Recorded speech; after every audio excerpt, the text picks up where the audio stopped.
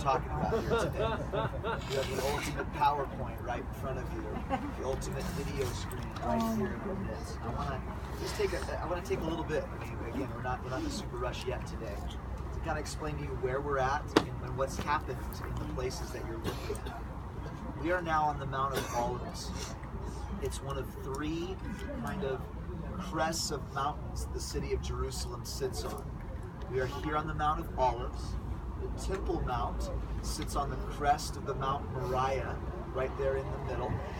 And then in the distance, kind of the hotels you see in the far distance, that's a separate mountain. You see kind of the terrain, it's a little hard to see, but it dips down a little bit and then goes back up again, and that's Mount Zion. So Mount of Olives, Mount Moriah in the middle, and Mount Zion in the distance. As your eyes start to take you off of the Mount of Olives here, the first thing you're going to notice obviously is this Jewish cemetery. And you'll notice also that they unlike the tradition in America, they don't put out flowers on the graves. They lay little stones on top of their graves. But this is a very popular place to want to be buried here on the Mount of Olives because again, when the Lord comes, in their understanding, they're gonna be first to ascend to heaven, and so they want to be here. It's slightly different than what you believe, but similar in the idea. You know, I was telling Danny yesterday that maybe you've heard that there was a man and his his mother-in-law really wanted to go to Israel, and she was not a nice mother-in-law like I have. I have a great mother-in-law, but this was a nasty mother-in-law, and she was always meddling and always getting in trouble. But she'd been begging, the entire marriage to be able to bring her to Israel, and she comes to the Holy Land and she sees all these wonderful sights, and it's amazing, and then she suddenly dies, and the tour company comes to him and says, well, it really, we can find a nice, beautiful spot on the hills of Judea here, and we can bury her, and it's really not that expensive over here in the land of Israel. Here is, but over there, it's fairly cheap, so you can do that there. It's going to cost you $15,000 to get her back to the United States of America. So what do you want to do? And she said, oh, we're taking her back to America for sure. And he said, why? It's a lot cheaper to stay here. And he says, well, all I know is there's that legend that people get buried in Jerusalem, don't stay buried for long, and I can't take any chances. That's the kind of idea that when we're buried in Jerusalem, so we first to resurrect. As we get down to the valley, that's the Kidron Valley. You read a lot in the Bible about the Kidron Valley. That's right there in front of you, the valley that dips down, the valley we're going to walk down to later today. And then again, the slopes of Mount Moriah are seen right in front of us. And this whole city, obviously, has serious biblical significance. The city is first hinted at in the book of Genesis. It's not called Jerusalem. But Abraham has an encounter with Melchizedek, who is the king of Salem.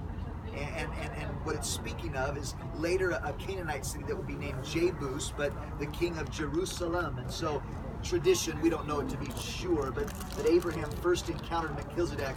Once you come down and take all your pictures on the mountaintop over there to our left. Check it, that's where it is, yes. Over there to our left.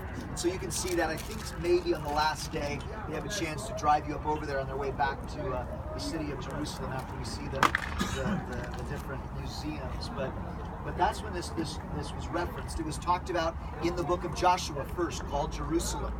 But when the book of Joshua is talking about this city, it's a Jebusite city.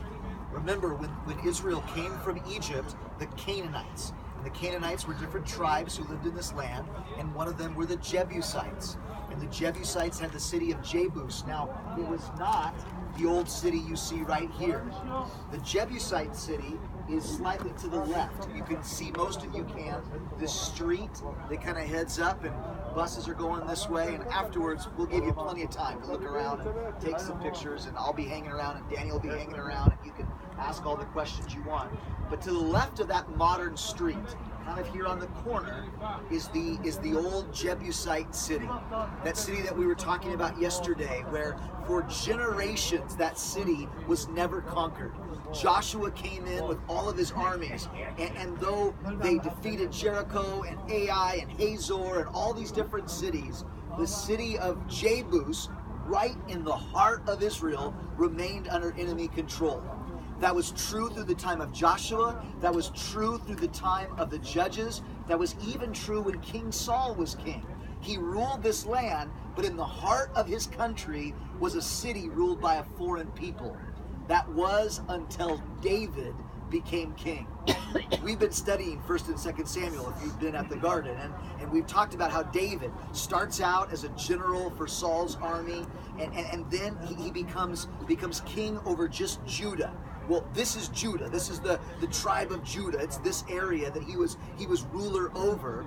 But even when he was king of just Judah, still that city was kept in Jebusite hands. It wasn't until he became king over the entire nation of Israel, not just one tribe, but all 12 tribes. The next thing the Bible records in 2 Samuel chapter 5 is he goes right to the city of Jebus. And they put just the blind and the lame out, and yes, in memory of what happened in Jericho, but also, I think, kind of to mock David, to say, this city is so well guarded, it has withstood Joshua and his armies, it's withstood Saul and his armies, we can have lame and blind people be able to defend this city. And David says, whoever can shimmy up that water shaft and win this victory will be my general forever. And Joab goes up the water shaft, and David takes the city of Jebus and changes it from the city of the Jebusites to the city of David. So when you read about David and the city of David, it's not over here, it's down over there to the left. David and Bathsheba, all the stories you know about David are right there in the left side of this, what used to be a Jebusite city and now was the city of David. When David came towards the end of his reign, he made his second great mistake. He's got two great mistakes. One is that issue with Bathsheba and Uriah. The other one is when he decides to number the people. God told his leaders, don't number the people. If I tell you to do it because I want you to divide as an army, you go ahead and number the people. But don't you do it to see how strong you are. Just trust that I'm big enough to take care of you no matter what your population was. But David, toward the end of his reign, he says, I just want to know how many people I rule over. And Joab, one of his best moments, says, don't do this, David. This is not a good idea. But David does it anyways because he's a king and you can do whatever you want when you're king. So he numbers the people, and God's angry. And God says, you get three choices. Either you can have 7 years of famine. I'm going to punish you for violating my heart, David. You can have 7 years of famine, or you can have